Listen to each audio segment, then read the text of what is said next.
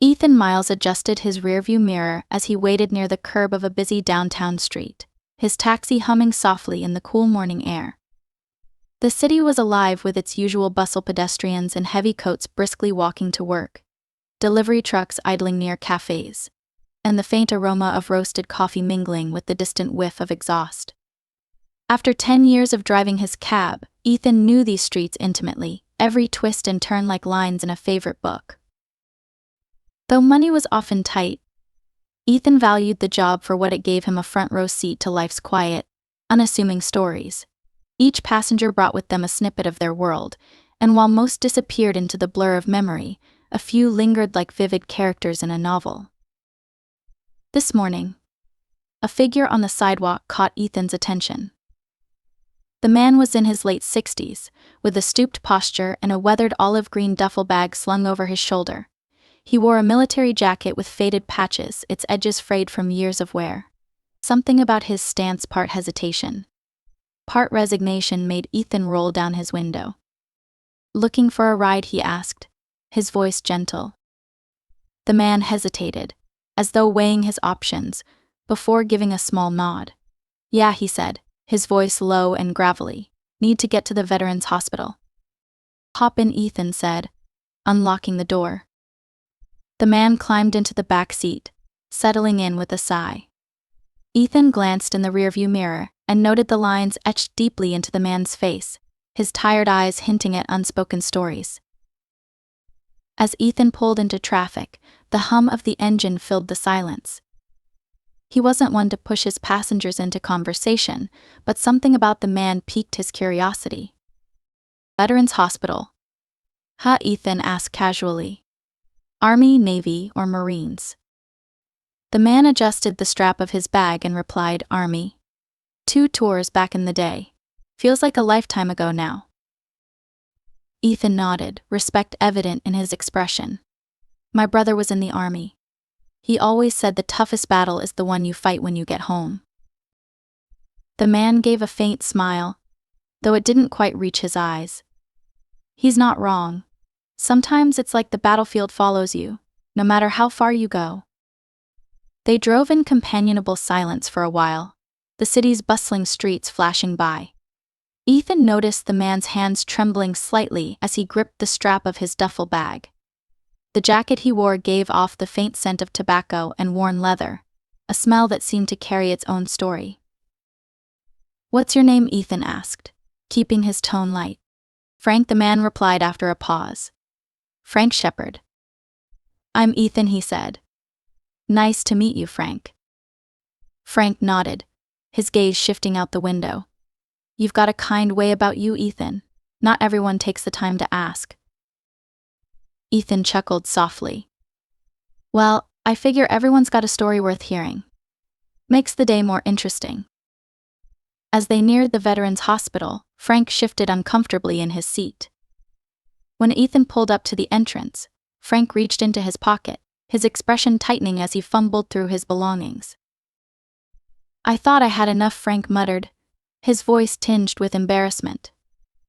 "I'm sorry, Ethan held up a hand, cutting him off with a reassuring smile. "Don't worry about it. This one's on me." Frank blinked, surprise flashing across his face. "You don't have to do that." "I want to," Ethan replied. "Consider it a small thank you for your service. You've already done more than enough." Frank stared at him for a moment, his eyes glistening. Then he extended his hand, which Ethan shook firmly.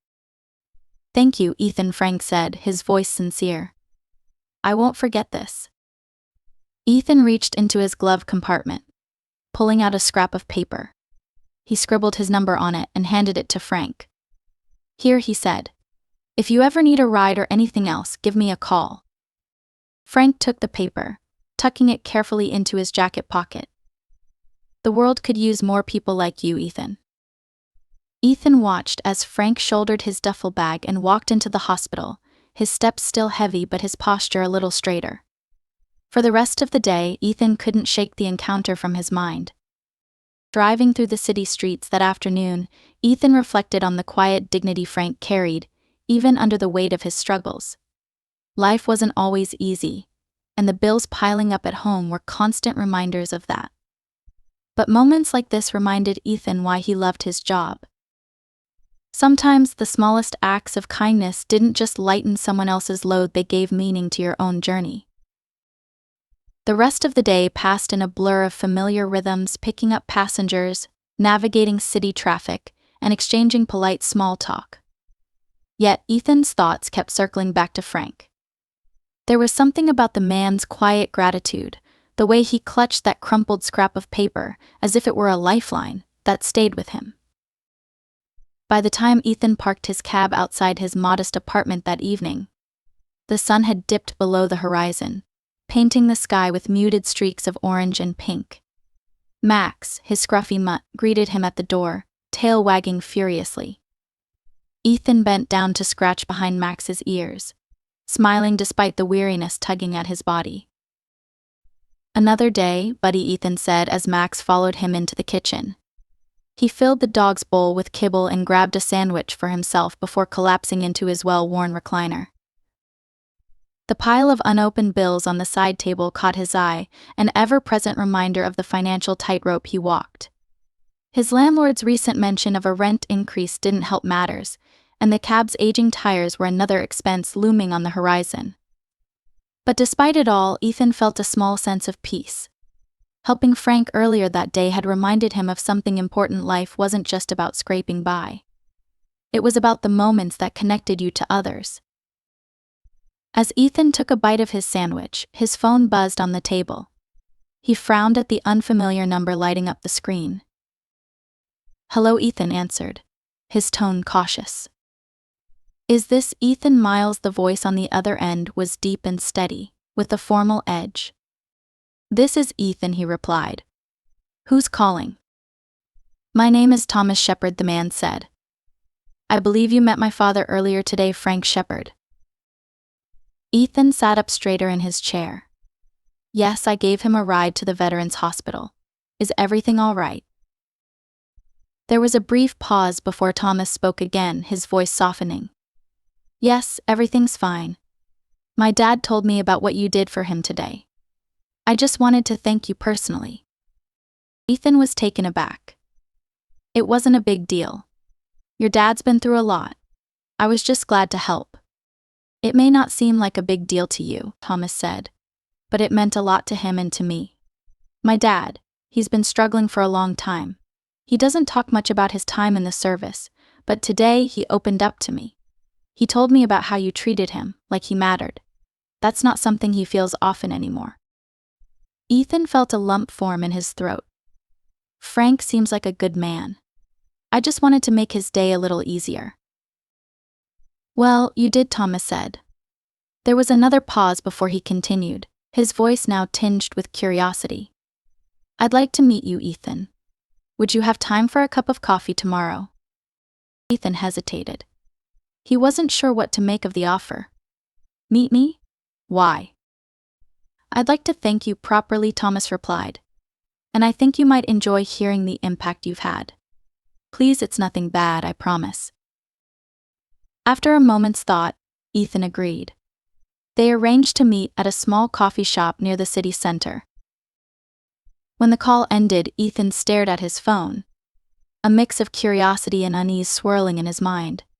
He didn't know what to expect, but there was something in Thomas's tone that told him this wasn't just a simple thank you. Max nudged Ethan's leg, sensing his unease. Ethan smiled and gave the dog another scratch behind the ears. "What do you think, buddy? Guess we'll find out tomorrow." The next morning, Ethan woke early, the anticipation of the meeting pulling him out of bed before his alarm. He showered, carefully ironed his best shirt, a slightly frayed but decent button-up, and headed out. The coffee shop was buzzing with activity when Ethan arrived, the scent of roasted beans filling the air. He spotted Thomas immediately, a tall man with a sharp suit and an air of quiet confidence. As Ethan approached, Thomas stood and extended a hand. "Ethan," he said warmly. "Thanks for coming." Ethan shook his hand. "Of course. It's good to meet you, Thomas." They settled into a table near the window, ordering coffee and making polite small talk before Thomas leaned forward, his expression turning serious. "My dad told me you gave him your number," Thomas began. "He said you offered to help if he ever needed anything." "That's right," Ethan said, taking a sip of his coffee. "I meant it." Thomas nodded, his gaze steady. "You have no idea how much that meant to him. My dad's been through more than I can even begin to explain. For years, I've watched him carry the weight of things he won't talk about. But after meeting you, he seemed lighter, like someone finally reminded him that he still matters." Ethan shifted in his seat, feeling humbled. Frank's been through a lot, but he's still standing. That says more about his strength than anything I did. Thomas smiled, a glint of admiration in his eyes. "You're humble, Ethan. I respect that. But what you did goes beyond a simple cab ride. You reminded my dad that there are still people who care." Their conversation continued, Thomas sharing stories about his father's life and Ethan opening up about his own struggles as a cab driver. By the time they parted ways, Ethan felt like he'd gained more than just a new acquaintance. He'd gained a sense of connection that stretched beyond a single act of kindness. Driving home that afternoon, Ethan couldn't help but wonder what ripple effects might follow from that one ride. He didn't know it yet, but this was only the beginning of a story far greater than he could imagine. The following day started like any other for Ethan. He drove his cab through the familiar maze of city streets, picking up passengers and listening to their fleeting stories. Yet beneath the routine, there was a quiet sense of anticipation. Meeting Thomas the previous day had left him with a lot to think about. By mid-afternoon, as Ethan waited for a fare outside a busy grocery store, his phone buzzed. The screen lit up with another unfamiliar number. "Hello," Ethan answered, adjusting the volume on his earpiece.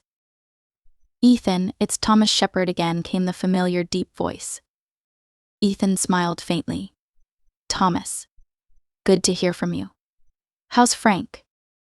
"He's doing well, better than I've seen him in years," Thomas said. There was a warmth in his tone that hadn't been there before. "Listen, I was wondering if you'd be free later today. Dad and I would like to meet up with you again, this time for dinner. Would you join us?" Ethan hesitated, caught off guard.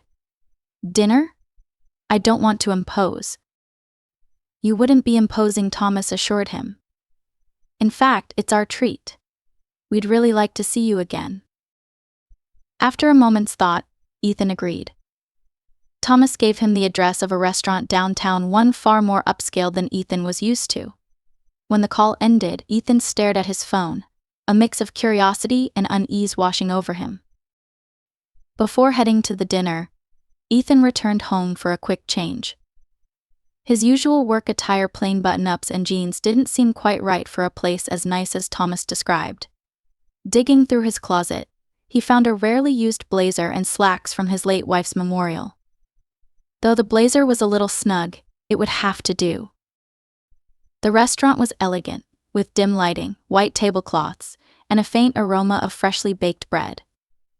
Ethan felt slightly out of place as the hostess led him to a table near the back, where Thomas and Frank were already seated. Frank greeted him warmly, standing to shake his hand. Frank looked different, healthier, somehow, with a glow of renewed energy. "Good to see you, Frank," Ethan said with a smile. "And you too, Thomas." As they sat down, the conversation flowed easily. Frank talked about the volunteer work he had recently started at the Veterans Hospital, helping other veterans navigate paperwork and adjust to civilian life. His voice brimmed with purpose as he described the connections he was making. "It's funny," Frank said, looking at Ethan with gratitude in his eyes. "That day you gave me a ride, I was feeling pretty lost. But something about the way you treated me, it reminded me that I'm still part of this world. You sparked something in me, Ethan. I can't thank you enough for that." Ethan felt a lump rise in his throat. "Frank, you've got more strength than I could ever imagine. You're the one making the change. I just gave you a lift." Frank chuckled. "Well, you gave me more than that." As the meal continued, Thomas leaned forward, his tone turning serious. "Ethan, Dad and I wanted to talk to you about something important. We've been thinking about how much that ride meant to him and to me, and we want to do something for you in return." Ethan shook his head quickly. "You don't have to do anything. I didn't help Frank expecting something in return. It was the right thing to do." "That's why we want to," Thomas said, smiling. "Not everyone would have done what you did. And honestly, the world needs more people like you, people who look out for others without expecting anything back." Thomas reached into his jacket and pulled out an envelope, sliding it across the table toward Ethan. "This is for you. Take it as a token of our gratitude." Ethan hesitated before picking up the envelope. Inside, he found a check for $5,000. His breath caught as he stared at the number, disbelief washing over him. I can't accept this," Ethan stammered, shaking his head. "This is too much." Frank placed a hand on Ethan's arm, his voice firm but kind. "You've already earned it, Ethan. Use it however you need. Fix your cab, pay some bills, or just treat yourself for once. You deserve it." Ethan's eyes burned as he looked between the two men. "I don't know what to say." "Just say you'll take it," Thomas said. "And keep being the kind of person who makes the world better." After a long pause, Ethan nodded, his voice thick with emotion. "Thank you. Both of you. This will help more than you know." Frank and Thomas exchanged a satisfied look, their gratitude clear. The rest of the meal passed in a blur of laughter and stories, and by the time Ethan left the restaurant, he felt like he'd gained 2 new friends. As he drove home that evening, the check resting on the passenger seat, Ethan couldn't help but feel overwhelmed. What had started as a simple act of kindness had turned into something far greater, a reminder that compassion often brings rewards beyond what you could ever anticipate. He didn't know what the future held, but Ethan was certain of one thing: the road ahead was brighter because of the connections he had made. The days that followed the dinner with Frank and Thomas felt different for Ethan. His usual routine, driving the cab, taking care of Max, juggling bills, still consumed his time, but he carried with him a renewed sense of hope. The check, which he eventually cashed, allowed him to catch up on overdue rent, replace his cab's aging tires, and even set aside a little for emergencies. But what stayed with Ethan more than the financial relief was the way Frank's words had planted a seed in his mind. He began to wonder if the simple kindness he offered each day might have greater ripple effects than he'd ever imagined. One afternoon, Ethan found himself at the auto shop for a scheduled oil change. As he sat in the waiting area, flipping through an old magazine, he overheard a heated conversation between a mechanic and another customer, a middle-aged man wearing a sanitation worker's uniform. "I just need a couple more days," the man said, frustration clear in his voice. "I can't afford the repair until my paycheck comes through." The mechanic shrugged, looking apologetic. "I understand, but without payment, there's not much I can do. I can't release the car." The man rubbed his temples, muttering under his breath, "If I miss work tomorrow, I'll lose my shift. I can't afford that either." Ethan leaned forward in his chair, his ears perking up. The man's words hit close to home. He recognized the quiet desperation of someone caught in a no-win situation. Without giving it too much thought, Ethan stood and approached the counter. "Excuse me," Ethan said, catching the mechanic's attention. "How much does he owe for the repairs?" The man turned to Ethan, his brow furrowed. "Why do you ask?" "I'd like to help," Ethan said simply. The sanitation worker looked stunned. "You don't even know me. Why would you do that?" Ethan smiled. "Because someone once helped me when I needed it. It's my turn to pass it on." The mechanic told Ethan the amount more than Ethan expected, but manageable. Without hesitation, he pulled out his wallet and handed over the cash. As the transaction was completed, the man stared at Ethan, his eyes wide with disbelief. "I don't know what to say. This saves me, thank you." "You don't have to say anything," Ethan replied.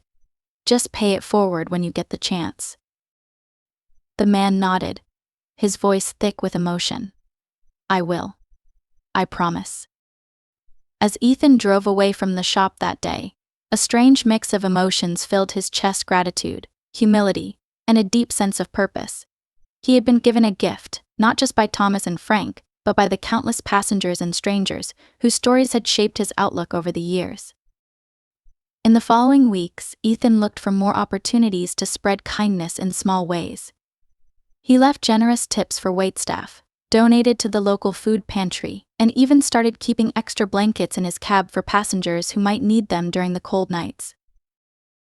One evening, as Ethan was parked near a park entrance, he saw a young woman struggling to lift a stroller over the curb while balancing a bag of groceries. He quickly got out of his cab and jogged over. Need a hand? He asked with a smile. The woman nodded, relief washing over her face. Together they lifted the stroller and carried the groceries to her apartment building a few blocks away. As they reached her door, she turned to him. Thank you, she said. Most people wouldn't have bothered. Ethan chuckled. Kindness doesn't cost much, but it can make a big difference. As he walked back to his cab, Ethan thought about how different his life had felt since meeting Frank and Thomas. Their gratitude had reminded him of something he'd always believed: kindness wasn't just a fleeting moment. It was a chain reaction, one that could change lives in ways you might never see. And though he didn't expect anything in return, Ethan felt that his small acts were shaping a better world, one interaction at a time. A few months later, on a chilly spring morning, Ethan parked his cab at his usual spot near the city square. The air was crisp and carried the faint scent of blooming flowers from a nearby park. As he sipped coffee from a thermos, his phone buzzed on the dashboard. He glanced at the screen and smiled. It was a message from Thomas Shepard. Ethan, Dad and I were wondering if you'd like to join us for lunch this weekend. We've got something we'd love to share with you. Let us know if you're free. Ethan's face lit up. He quickly typed a reply, accepting the invitation. The idea of seeing Frank and Thomas again filled him with a warmth he couldn't quite explain. When Saturday arrived, Ethan found himself at a small diner on the outskirts of town. It was a cozy place, the kind where the smell of bacon and pancakes lingered in the air long after breakfast hours. Inside, Frank and Thomas were already seated at a corner booth, waving him over. Ethan, Frank called out, standing to greet him with a firm handshake. Frank looked better than ever. His posture was straighter, and his face carried a relaxed, confident smile that had been absent during their first meeting. Good to see you, Frank, Ethan said warmly. He turned to Thomas. And you too. Thanks for inviting me. As they settled into the booth, their conversation flowed easily, laughter punctuating their stories. Frank shared updates about his volunteer work at the Veterans Hospital, describing the joy he felt helping other veterans navigate the challenges he'd once faced alone. It feels good to give back, Frank said, his voice filled with purpose. I never thought I'd be in a position to help others, but here I am, and it's all thanks to that one ride. Ethan shook his head, smiling. You're the one doing the work, Frank. I just happened to be in the right place at the right time. As the conversation turned to lighter topics, Thomas leaned forward, a glint of excitement in his eyes.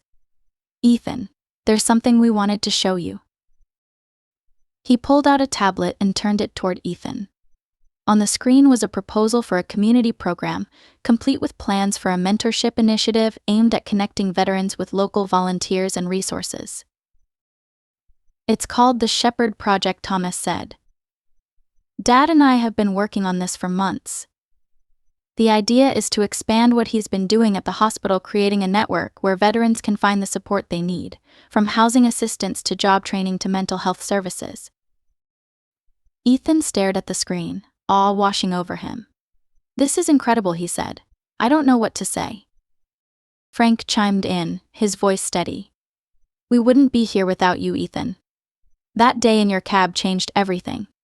You reminded me that even when things seem darkest, there are still good people out there who care. Thomas nodded. And we'd like you to be part of it. If you're interested, We'd love for you to help us with the outreach side, sharing your story, connecting with others who might need a little hope, and helping build this network." Ethan's heart raced as he absorbed their words. For years, he'd believed in the quiet power of kindness, but he'd never imagined his actions could lead to something so significant. "I'd be honored," Ethan said finally, his voice thick with emotion.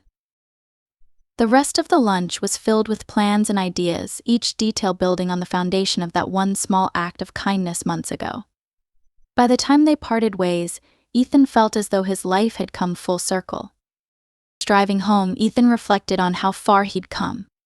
He thought about the people he'd met along the way: Frank, Thomas, the man at the auto shop, the young mother with the stroller, and how each encounter had reminded him of the profound impact of compassion. As he pulled into his driveway, Max greeted him at the door, tail wagging furiously. Ethan knelt down, scratching behind the dog's ears with a smile. "We've got some big things ahead, buddy," he said. "But I think we're ready." That evening, as Ethan sat in his recliner with Max at his feet, he thought about how one ride, one moment of kindness, had transformed his life in ways he'd never expected. The road ahead was still uncertain, but Ethan felt ready to face it with an open heart and a steadfast belief in the power of human connection. Kindness, he realized, wasn't just a ripple. It was a wave, one that could carry people farther than they ever dreamed possible. And for Ethan, that was more than enough.